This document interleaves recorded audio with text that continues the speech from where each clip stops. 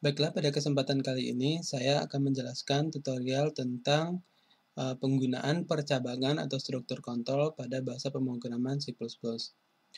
Sebuah program biasanya tidak terbatas hanya pada instruksi yang terurut saja, tetapi juga memungkinkan terjadinya percabangan, perulangan, dan pengambilan keputusan.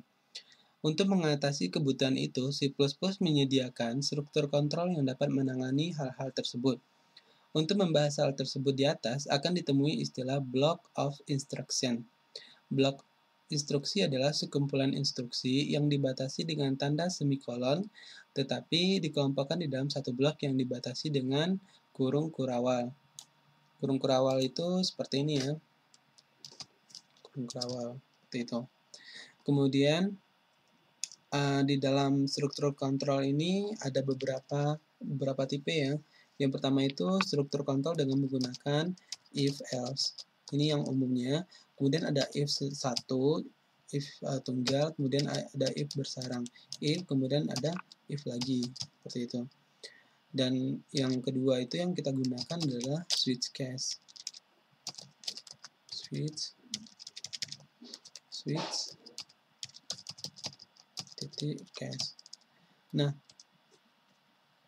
kalau if biasanya seperti ini.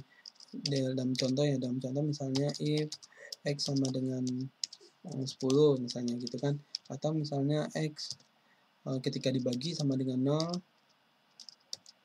sisa baginya sama dengan 0, maka tampilkan ke bilangan genap gitu, bilangan genap.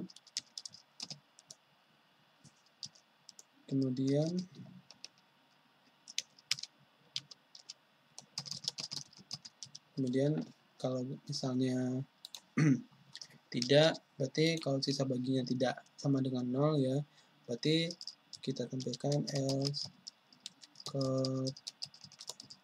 bilangan ganjil gitu loh, ganjil.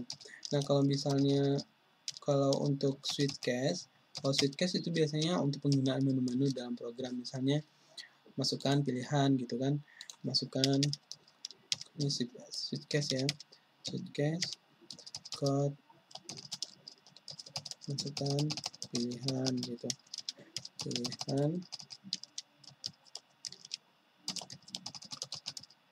ini ya, kemudian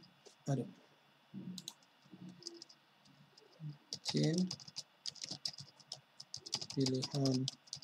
Nah, switch kayak gini ya, switch pilihan gitu kan.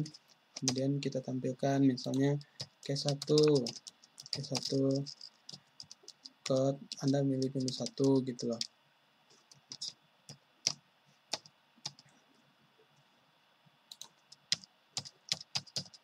Code Anda memilih menu 1 gitu. Kemudian case 2 gitu kan, case 2. Kemudian di sini ada statementnya, kemudian ada case 3 gitu kan. Kemudian ada statement lagi. Kemudian ada defaultnya apa gitu.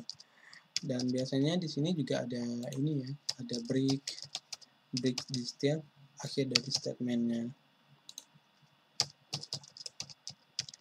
Nah, kita coba membuat sebuah program sederhana dengan menggunakan struktur kontrol. Kita buka Visual Studio kita tadi, kemudian kita coba bikin project baru, new, konsol lagi. Kita pilih di sini misalnya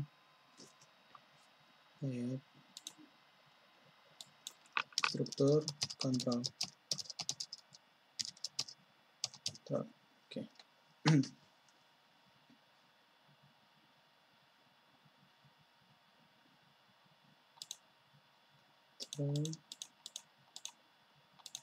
Minus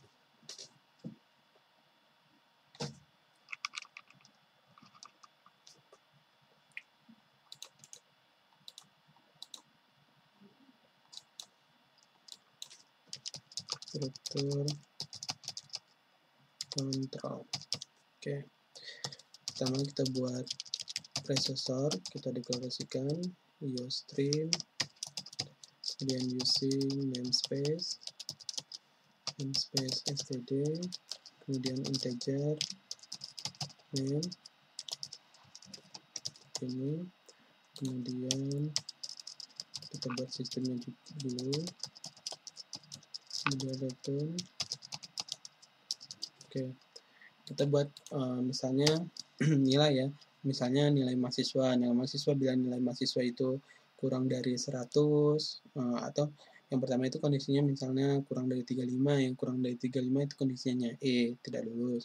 Kemudian kalau di bawah 50, 35 sampai 50 itu kondisinya adalah nilainya D, masih tidak lulus. Kemudian di atas 65 sampai 75 itu dapat C, masih lulus ya, dapat nilai C. Kemudian di atas 75, 85 sampai nilai 100. Oke. Integer nilai. Oke, code masukkan nilai mahasiswa, nilai ujian ya, nilai ujian. Nilai ujian.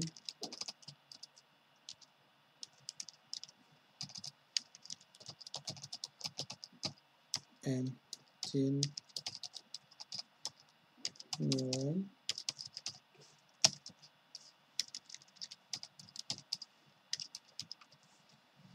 Oke. Nilai if nilai, kita langsung ke kondisi ya. If nilai, misalnya nilai itu besar sama dengan 85 dan nilai itu kan kecil sama dengan 100, baru masuk kondisi code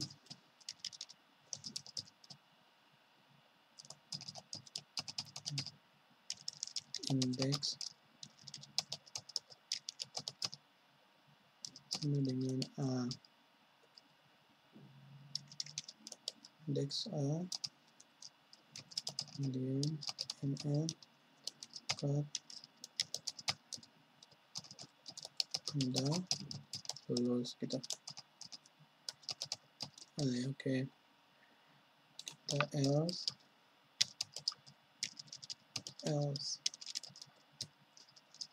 if nilai besar sama 75 dan nilai kecil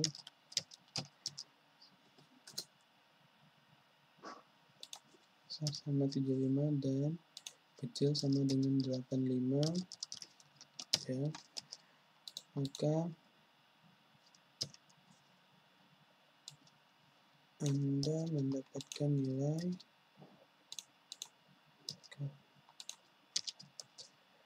indeksnya itu B, Anda masih lulus. Kemudian kita else if lagi, nilai besar sama dengan 55 dan nilai kecil sama dengan 75,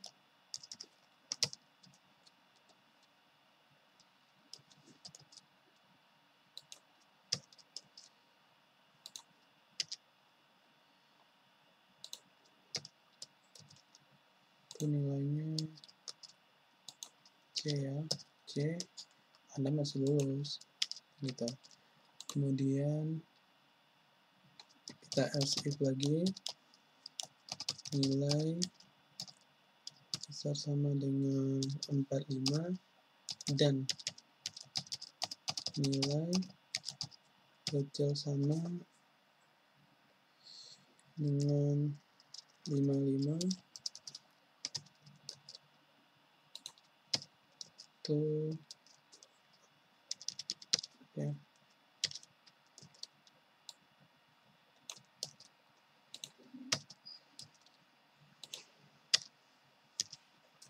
Itu nilainya D dan Anda tidak lulus.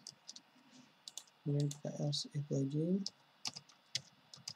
else if nilai besar sama dengan 0 dan nilai kecil sama dengan 45, itu nilainya E ya,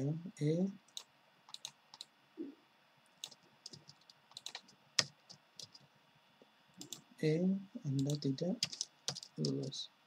Kemudian selain dari nilai itu, kita menampilkan Anda memasukkan nilai yang salah.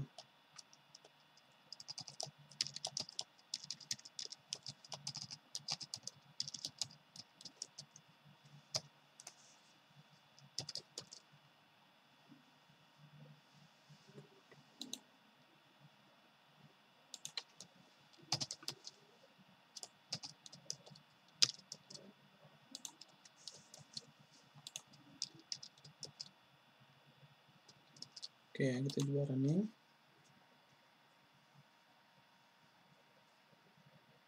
Oke, masukkan nilai ujian misalnya 90. Nilai A, Anda lulus gitu kan. Kemudian ini nggak ada sama dengannya ya.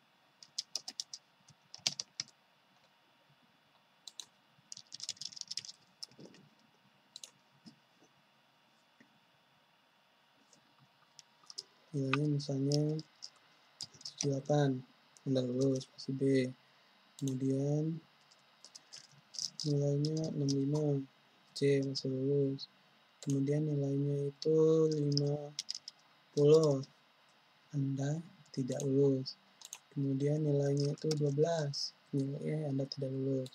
Nah, kalau misalnya kita masukin nilai 102, Anda masukkan nilai yang salah. Oke ya, ngerti ya sampai di sini. Ya, demikianlah penggunaan struktur kontrol pada bahasa pemrograman C++. Diharapkan dengan adanya tutorial ini dapat membantu teman-teman dalam memahami bahasa pemrograman C++.